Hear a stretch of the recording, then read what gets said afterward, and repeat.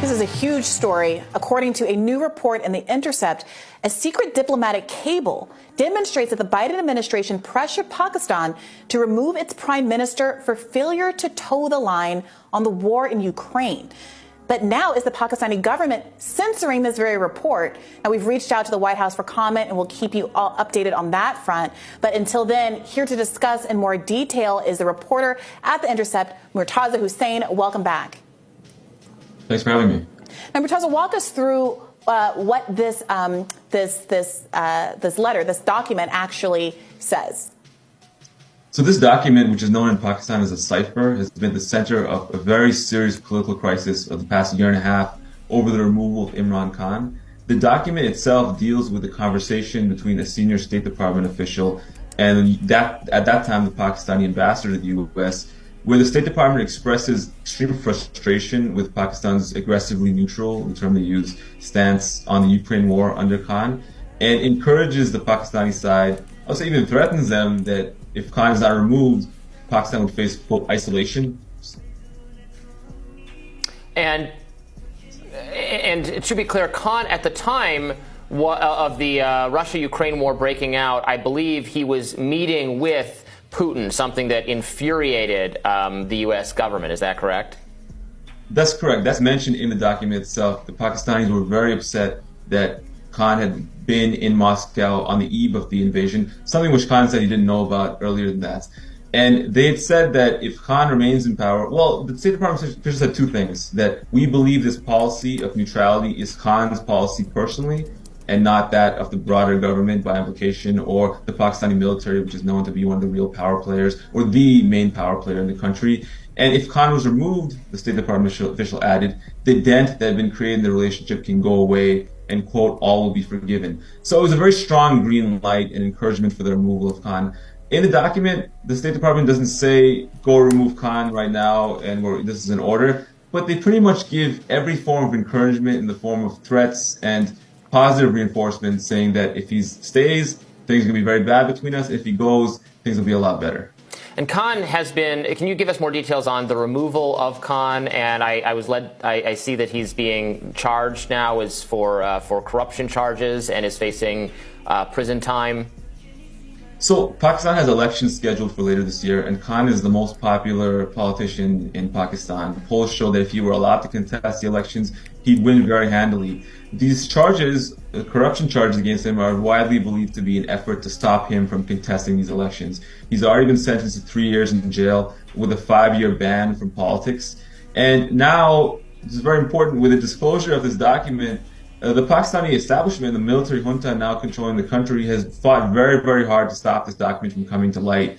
And they're blaming it on Khan, even though, as we specify very specifically and very clearly in our story, it's a source from inside the military itself, which is disillusioned with the crackdown, disillusioned with the attacks on democracy, and the impact of that on the military itself, who gave it to us. They're blaming on Khan specifically because they'd like to add more charges, which could have even more grave implications for him beyond not being able to have freedom for the next few years and being banned from politics. I mean, this is an incredible story with incredible implications. It has resonances of what we saw in Brazil with Lula's imprisonment, someone who was popular and likely to win an election, only prevented from doing so because of a kind of allegedly fake or exaggerated legal charges. But this one has the added dynamic of having what looks like pretty clear evidence that the American government, the U.S. State Department, was basically picking and choosing the leader of another country. And then not only that, but doing so on the basis of their, quote, aggressively neutral position on the war in Ukraine. You're right, it's just a little bit of background that the day before the meeting between the U.S. State Department official and the Pakistani official, that Khan addressed a rally and responded directly to European calls that Pakistan rally behind Ukraine, quote, "Are we your slaves?" Khan turned to the thundering crowd. "What do you think of us? That we are your slaves and that we will do whatever you ask of us? We are friends of Russia and we are also friends of the United States. We are friends of China and Europe. We are not part of any alliance." That is the kind of statement that provoked the U.S. to say we get to pick the leader of your country?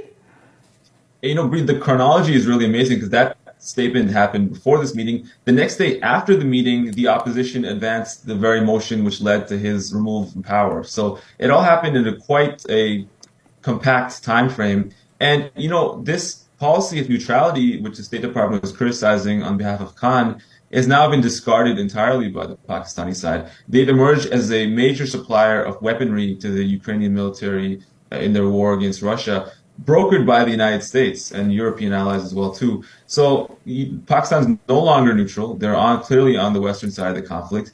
And the neutral policy, which Khan and many other countries in the region had tried to chart, Pakistan is now out of that circle now. They're clearly in the western camp. So in a way, if you take the most charitable interpretation of the State Department's actions and comments, and I'll add that in this cable, like typical of the many intelligence cables, there's a summary analysis by the person filing it, in this case the Pakistan ambassador. They clearly saw it as interference and described it as such. If you take the most charitable interpretation that they're simply expressing a view, they still managed to sway Pakistani politics in such a way that they've resulted in the effective annulment of democracy, the removal of a popular politician who's now in jail, and the reestablishment of military hegemony in the country, which the U.S. has now not just silent on, but actually facilitating by continuing to deal with the Pakistani military in cooperation in this foreign conflict.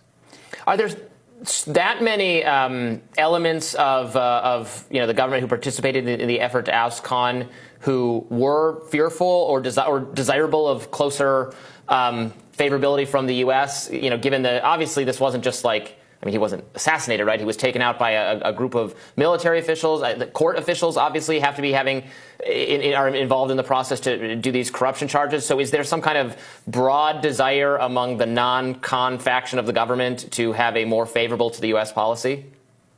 There's a joke in Pakistan that the country rests on the pillar of 3 A's, which is Army, Allah, and America. So the view of America is considered very, very important in the configuration of Pakistani politics, almost to the extent that the U.S. is part, implicitly, if any, governing compact as a major stakeholder. So the fact that the military really wants to be seen as useful to the United States. It's a source of cash for them during the Cold War and political support, and it was again during the War on Terror. Now those two eras are over, or at least the War on Terror is winding down considerably. We're in a new era. They want to make themselves useful again, and they didn't want to fall out with the United States because they viewed it as a source of resources and patronage.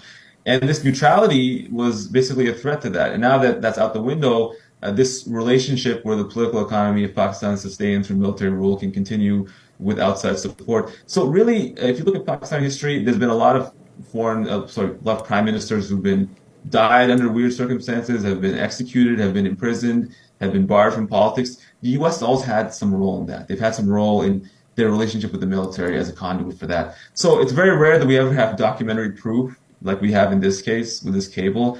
And the fact that we have this proof is why it's caused such a stir in Pakistan, because normally there's some level of deniability to this relationship, the sordid reality of this relationship, but now it's been laid bare for all to see. And as long as the U.S. has this relationship with the Pakistani military, it's going to remain as one of the decisive players in Pakistani politics, which ultimately is to the detriment of Pakistani democracy. The U.S., for all its importance, is not written into the Pakistani constitution. Yeah, Murtaza, we also have to get into this. You talked about the fallout in Pakistan, the response to this explosive story. I see people online saying, posting screen grabs that seems to be evidence that the story itself, the Intercept's reporting, you're reporting, is being censored in Pakistan? Well, that's right. There's something very important to keep in mind that the Pakistani military junta is believed to have killed 2 people to stop this cipher from coming out over the past year. One was a journalist named Arshad Sharif, who was assassinated in Kenya. Another was a gentleman named Imran Riaz Khan, a Pakistani journalist. He's not known to be dead yet, but he disappeared a few months ago, and no one's heard from him. His family's not heard from him, so his fate is very, very unclear. They've gone to extraordinary lengths to stop this from coming out. They've arrested thousands of people. Khan himself has been threatened over this document. They don't want it to come out, and they want Pakistanis to see it. Now, suddenly, because of a leak inside their own institution, has come out. And the last thing they can really do is just to throttle the internet, throttle the Intercept's website. I think that effort is creating a bit of a Streisand effect. The cat's out of the bag at this point. But yet, they're doing everything they can to prevent its disclosure, which I think is also a testament to its importance and veracity as well, too. If this was a nothing burger, if this was not as serious as some of the detractors and critics have claimed who are aligned with the military, they wouldn't need to do this much to stop it. But now that it's out, they are in a lot of trouble, and the last-ditch effort is to block the internet, which we're seeing right now. Yeah, and Ryan Graham, obviously our former colleague, your co-writer on the story at The Intercept, he tweeted this morning that Pakistani police are pursuing Imran Khan's attorney on the highway, and he's vowing not to surrender without a warrant. Dystopian scenes unfolding. Do you know anything more about what's going on there? Unfortunately, Pakistan has always had, despite attacks on the press,